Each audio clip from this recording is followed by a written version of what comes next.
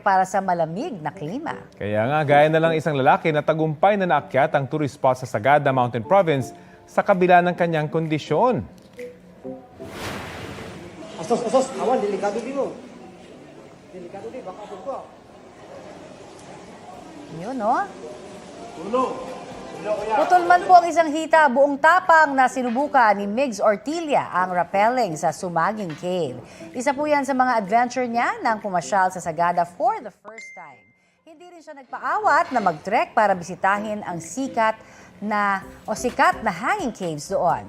Kwento ng misis niyang si Camille, 1998 nang ma-diagnose na may cancer ang 11-year-old noong si Migs.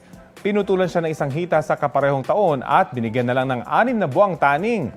Dahil sa kanyang pananampalataya at sa suporta ng kanyang loved ones, cancer-free na po ngayon si Migs at magse-celebrate ng 37th birthday bukas. Wow!